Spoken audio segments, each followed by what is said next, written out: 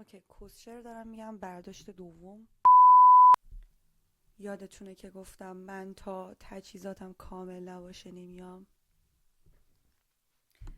من دیگه به جز این حالت صحبت نمی کنم که اصلا شما فکر کنید من اینو ایگنور میکنم. نه، من باید اینو بگیرم اینجا و به هر حال باید فلکس کنم.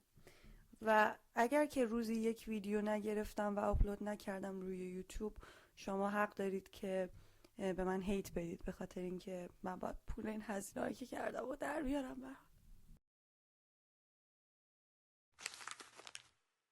من یه سری چیزا رو اینجا نوشتم بین افراد میان سال تو دفتر که یادم نره. و اینکه بیس صحبتم در مورد دکتر تقلبی هستش، اما در کل میخوام یه توضیح بدم راجع به کانسپت عشق ابدی و اینکه چرا مهمه که ما اینجور چیزا رو ببینیم، یا حداقل اگه نمیخوایم ببینین دلیلی نداره که بیایم برینیم به بقیه که چرا بقیه دارن این شعار رو نگاه میکنن. ببین، یه سوالی که ممکنه الان از خودت بپرسی اینه که اصلا من چرا باید عشق ابدی رو نگاه کنم که حواشیش رو دنبال بکنم. و باید بهت بگم که این اصلا الان در مورد حواشی عشق ابدی و کانسپت عشق ابدی نیست. این در مورد یک آدمی قراره ما صحبت بکنیم که اگه توی هر موضع دیگه‌ای و توی هر فیگور دیگه‌ای قرار داشت هم ما بهش میپرداختیم، مثل یوسف تیموری، مثل خیلی از دگه دوزاری های دیگه‌ای که میدونیم که گند زدن روی سوشال میدیا. و به هر حال ما کارمون رست کردن افرادیه که به هر نحوی توی زمین جمهوری اسلامی دارن بازی میکنن. در نتیجه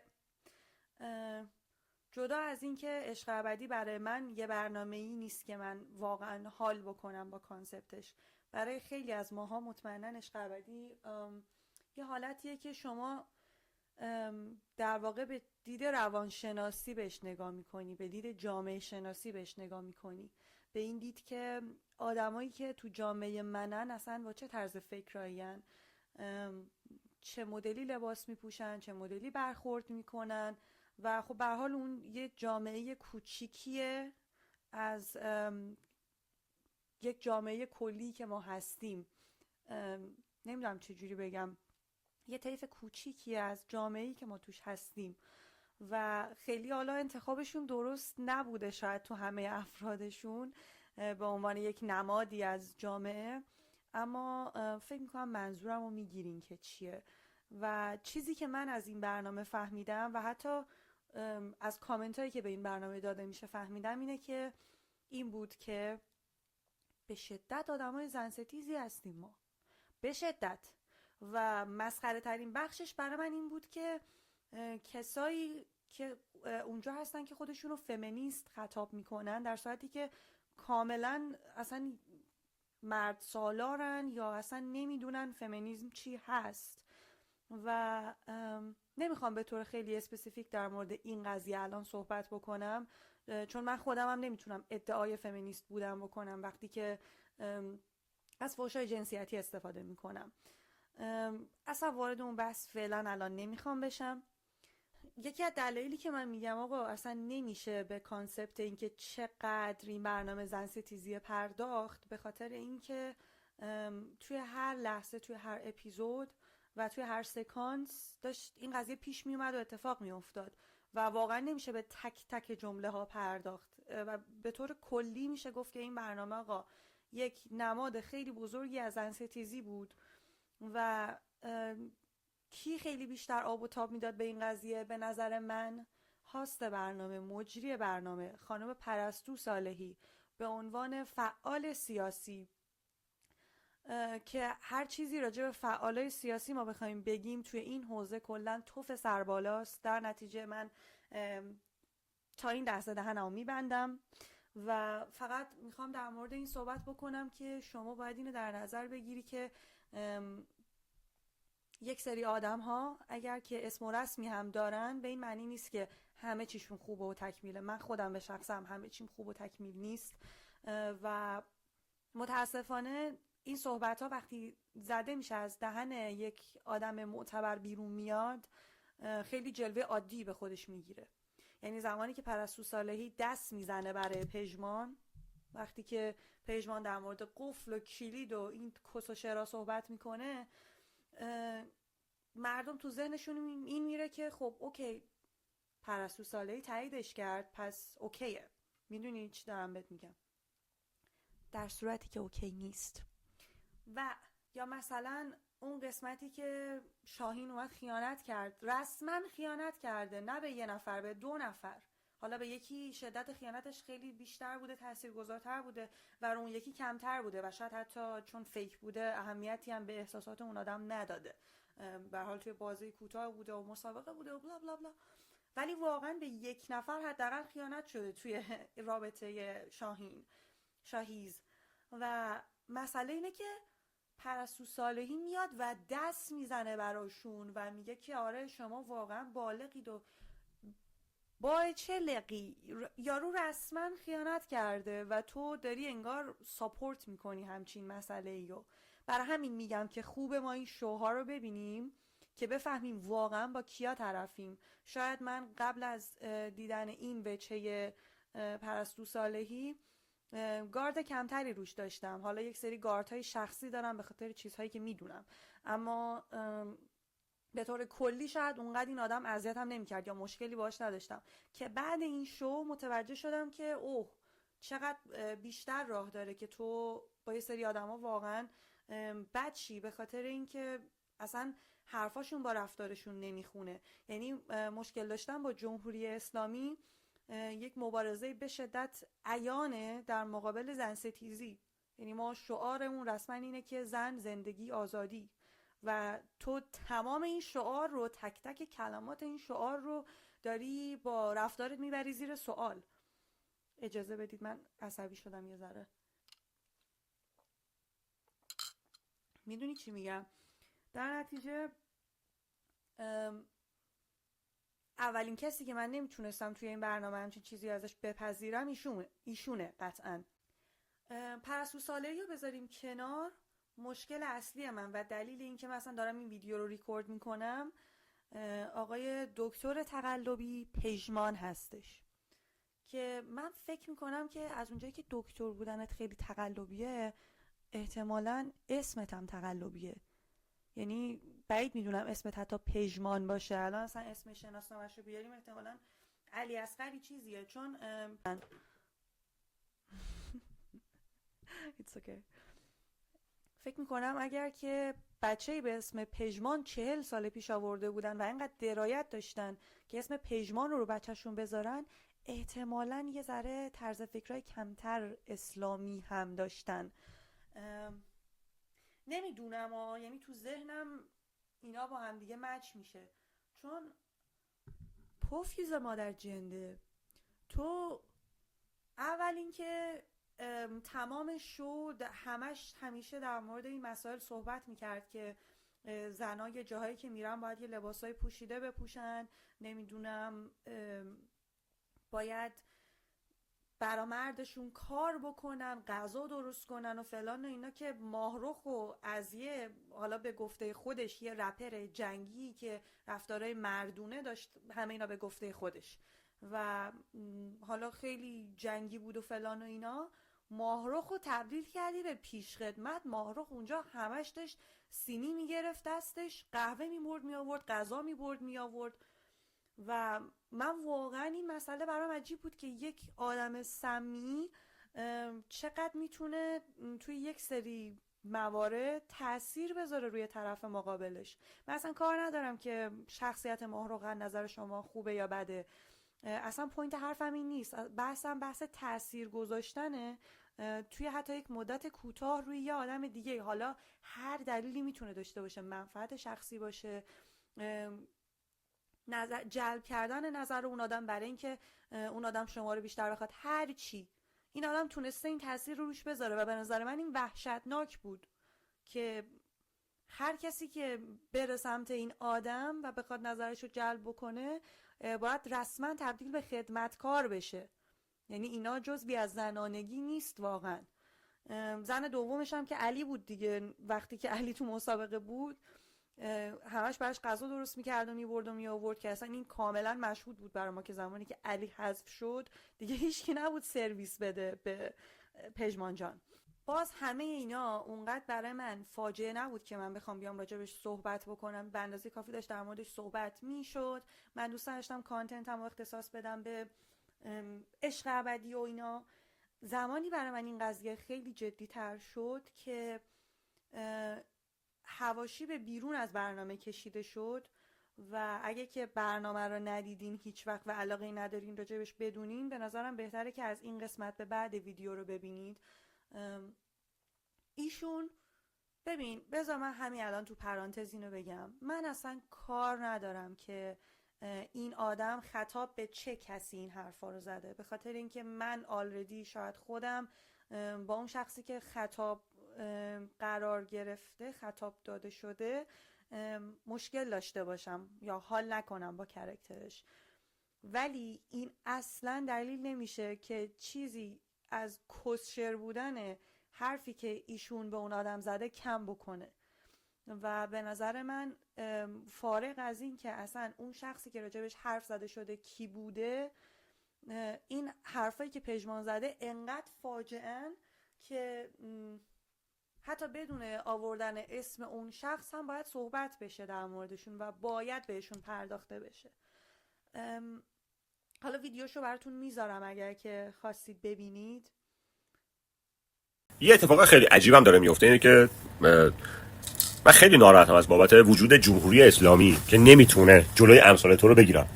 یعنی تو و اون آدمه که اسمش ساره است که دارید امنیت ملی رو برمیزنید و مامان تو با این که میدونست مجری اون برنامه کسی که متاسفانه با جمهوری اسلامی مشکل داشته، ما نمیدونستیم ولی مامان تو میدونست، به واسطه وجود تو و رابطه تو با مامانت میدونست و مامان تو میره و میاد. خیلی اوضاع خرابه. یعنی من از همه ارگان‌های جمهوری اسلامی خواهش میکنم به این موضوع رسیدگی بکنید. یه معلوم نیست مفعوله یا فاعله رو گذاشتی که معلوم نیست از پشت بچه دار میشه از جلو، که این دخترای بدبخت رو با اون پلتفرم جدیده مشخصاتشون رو بگیرید، بگید برید بر علیه جمهوری اسلامی شعار بدید، بعد من میتونم بیارمتون اروپا، بعد بریشون بفروشیشون. یه سری دختر بچه‌ای که هیچی نمیدونن. نه، ما هنوز نمردیم. آره، این آدم اومده گفته که من این خانوم عموش بهش تو تحویله تجاوز کرده برای همینه اینجوری شده و این جمله مغز منو میترکونه، به خاطر اینکه افرادی مثل پژمان، مثل آیسان اسلامی، مثل قاتل الهه حسین نژاد که الان اسمش یادم نمیاد، این پوفیوزا و من همش یعنی اینستارم باز میکنم دارم راجع به قتلای ناموسی میخونم و میبینم. یعنی تو با این حرفی که زدی تمام کسایی که مورد تعرض قرار گرفتن رو محکوم کردی و انگار تو اونا رو مقصر دونستی و این اصلا من فکر نمی کنم این حتی چیزی باشه که من بخوام حرف بزنم در موردش، چون به اندازه کافی واضحه که مشکل این یه همچین طرز فکری از کجا داره میاد و توی هیچ طیفی کسی که مورد تعرض، تجاوز یا به هر شکلی ناخواسته مورد آزار قرار گرفته به هیچ وجه مقصر اون اتفاقی که افتاده نیست. اینا لباس افرادیه که حین تجاوز تنشون بوده و خیلی از این لباسایی که الان دارید میبینید لباس بچه ها هست. خب خیلی از لباسایی که دارید میبینید پوشیده هست، اسلامی پسنده در واقع. به من توضیح بدید که چرا یک آدم سالم و نرمال باید با یک همچین چیزایی تحریک بشه و حتی اگر تحریک میشه چرا باید به خودش اجازه بده که تعرض بکنه به یه نفر. یعنی شما تمام هویت یک متجاوز رو قبول کردی به عنوان یک مرد، به خاطر چی؟ به خاطر اینکه دودول طلا هستش و اینجوری بودی که خب تقصیر زنه اگه هر اتفاقی افتاده. این از اینش. بعد برگشتی گفتی که تو کاش جمهوری اسلامی جلو تو بگیره. ببینید من وقتی که دارم میگم که تمام این طرز فکرهای زن ستیزانه از جمهوری اسلامی میاد و خیلی ها گارد دارن نسبت به واژه زن ستیزی و فمینیسم به نظر من بهتره که ما یه مقدار گاردمون رو نسبت به این مسئله بیاریم پایین و یه ذره اطلاعات کسب بکنیم راجبش، چون تمام اینا از عین هدفی میاد که جمهوری اسحاقی میخواد که اتفاق بیفته. و به نظر من واقعا تو پژمان خیلی باید خایه داشته باشی که بیای جلوی دوربین، جلوی مردمت که بیشتر از هزاران نفر کشته شدن توی این سالها، تو به خاطر پولی که نتونستی از یک شغل شرافتمندانه عادی توی کشور در بیاری، توی شوی شرکت کردی که بهت کلن سر جمع 30K پول بدن که ببری، تازه 15K به تو برسه چون برای پارتنرت هم هست به هر حال نصف اون پول. و تو توی این وضعیت از مردمت که نمیتونن حتی به انتخاب خودشون حجاب اختیاری داشته باشن، نمیتونن دین اختیاری داشته باشن، اجازه حرف زدن ندارن، چون تا وقتی که امثال آدمای پوفیوزی مثل تو هستن، تمام افرادی که واقعا آزادی بیان بخوان کشته میشن. و من میگم اصلا تو هیچ کدوم از این مسائل برات مهم نبوده، چون تو یک دودول طلا بودی و فقط برات به عنوان یک مرد دودول طلا مهم این بوده که پول در بیاری دیگه ها. تو حتی پولم نتونستی در بیاری. یعنی بر فرض 1% محال اگر که تو واقعا دکتر بودی، نه کارشناس تغذیه، تازه این سخاوتمندانه ترین حالت ممکنه که من بگم تو کارشناس تغذیه بودی، اومدی خودت دکتر صدا کردی، اگه واقعا اصلا هیچ کدوم از این مدارک تحصیلی رو داشتی، تو پس حتی از دکتر بودن هم پوفیوز نتونستی پول در بیاری و الان میای و کیر جمهوری اسحاقی رو ساک میزنی رسما. خب ببین، من میگم اوکی، من میتونم اینو بفهمم که یه زمانی افراد یک سری از صحبت‌ها رو میکنن برای اینکه براشون نفع داره و قطعاً که خیلی از افرادی که الان دارن به نفع جمهوری اسحاقی صحبت میکنن، مثل تمام افرادی که دارن تو برنامه علیزیا الان شرکت میکنن، مثلا دورچی به نظر شما مسلمونه؟ دورچی به نظر شما دوست داشته مداح باشه؟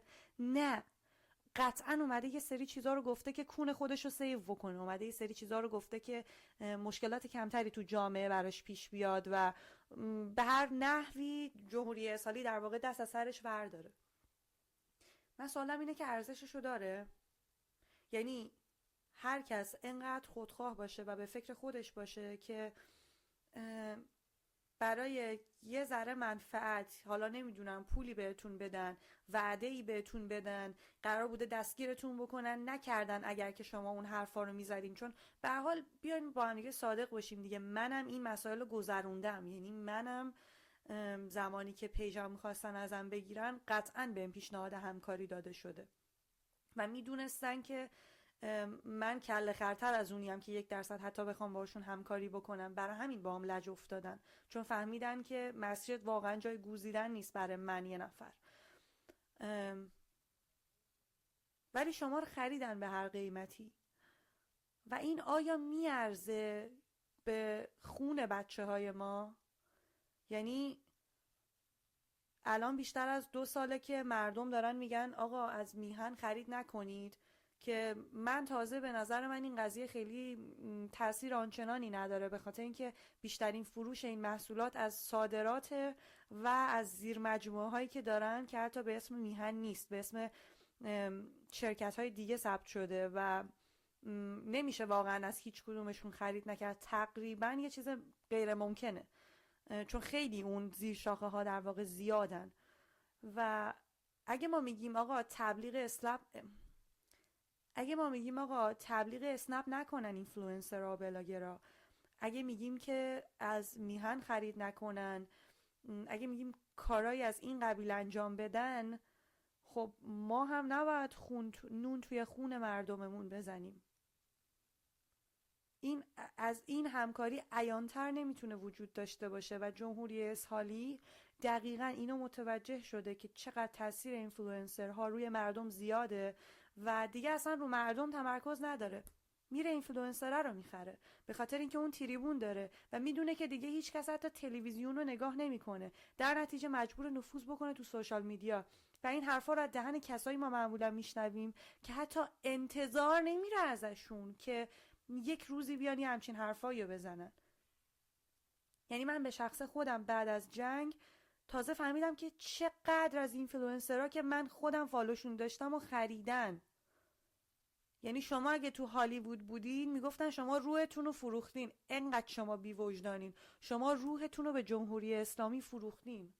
آیا میارزه که ما این شکلی زندگی بکنیم فقط برای اینکه شما برای یه مدت کوتاه 2000 نون بیشتر در بیاری یا توی کشورت فقط خودت آزاد زندگی بکنی و برات مهم نباشه که با بقیه دارن چی کار میکنن؟ تازه ببین همه اینایی که من دارم میگم واقعا سخاوتمندانه است، یعنی اگر که تو واقعا طرز فکر اسلامی نداری، اگه فقط خریداری شدی، اگه طرز فکر اسلامی داری که از همینجا کس ننت مادر تو گاییدم کسکش حرومزاده و هر کس دیگه ای هم که مثل تو من پیدا بکنم قطعا که رسواش میکنم و در موردش صحبت میکنم و نفرت من به شماها تمومی نداره و نمیدونم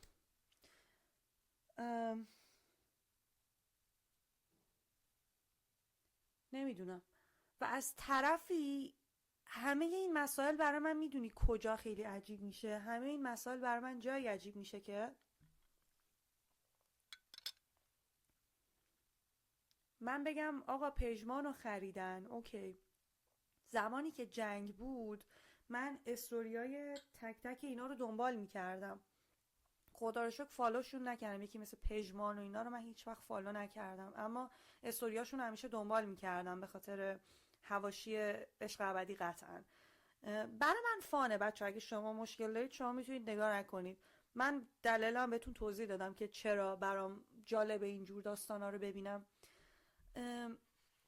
من زمانی که استوریا اینا رو دنبال میکردم یکی از بیشترین زمانی که من 24 ساعته داشتم چک میکردم اکانتای اینا رو زمان جنگ بود که میخواستم ببینم چقدر از اینا به جنگ اهمیت میدن و بچه ببینید واکنش نشون دادن به مسئله مثل جنگ نیاز نیست حتما شما یک فرد سیاسی، فعال مدنی یا هر کسی دیگه ای باشی، شما میتونی یک انسان باشی که به مردم کشورت و به کشورت داری اهمیت میدی.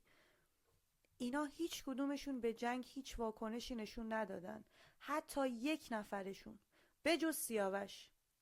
و فکر میکنم نگارم یه بار استوری گذاشت در مورد، واقعا دقیق یادم نمیاد، در مورد جاهای امن بود یا در مورد قطعی اینترنت بود، یه صحبتی شده بود که مثلا اظهار این که حالش بده به خاطر حال مردمش. یعنی تنها کسی که من سفت دیدم که سر مسائل سیاسی داشت فعالیت میکرد سیاوش بود و بعد یه مقداری نگار. بقیه از 23 نفر شرکت کننده هیچ کدومشون صحبت نکردن. 23 نفر 22 نفر چقدرن؟ و این نشون میده که کسایی که دارن تو زمین جمهوری اسلامی فعالیت میکنن و بازی میکنن خواسته یا ناخواسته خیلی بیشتر از مردم عادی هن. تو تریبون داری، تو فعالیت، یعنی همه الان چششون رو توه و زمانی که شما انقدر هایپ بودین و انقدر سر زبون بودین چیزی که میتونستین بگین رو نگفتین که حداقل سایدتون رو مشخص بکنید. چون من واقعا نمیگم همه باید سیاسی باشن یا همه باید در مورد مسائل سیاسی صحبت بکنن و اینا، نه، ولی قبول دارم اینو که احترام به مردمت، احترام به میهنت، احترام به کشورت توی این دوره‌ای که توی این بازه‌ای که ما با جمهوری اسلامی داریم خیلی مهمه که جبهت مشخص بشه. چون من یکی به شخص دیگه نمیخوام 4 نفر رو فالو داشته باشم و 2 روز بعد ببینم که اینا توسط جمهوری اسلامی خریداری شدن، همون جوری که بهتون گفتم توی زمان جنگ اصلا خیلی ها فعالیت معکوس کردن. و به نظر من مهم بود که همه اینا رو در نظر بگیرید. یعنی احساس کردم اینا مسائل مهمیه که باید در موردش حرف زده بشه، نه برای پژمان، برای پژمانها، نه برای پرستو صالحی، برای پرستو صالحی ها، و برای تمام این افرادی که میتونن ببینن و تأثیر بگیرن، و برای تویی که الان داری منو نگاه میکنی که بدونیم که کیا سایدشون با ما یکیه و کیا سایدشون با ما یکی نیست. و به نظر من آگاهی یکی از مهمترین و تأثیرگذارترین روش‌های مبارزه با جمهوری اسحاقیه. همین، یه ذره فضای پادکست خشک و جدی شد، ولی موضوعی نبود که من واقعا بخوام بهش بخندم یا بخوام وسط شوخی کنم. و اینکه از این به بعد منو بیشتر میبینید اینجا، قول میدم. امیدوارم که استرسم تو ویدیوهای بعدی از دوربین کمتر بشه و بیشتر باهاتون احساس خودمونی بودن بکنم. در کل که انتقاد، پیشنهاد، هرچی دارید تو صندوق نظرات بندازید و چکس. خداحافظ.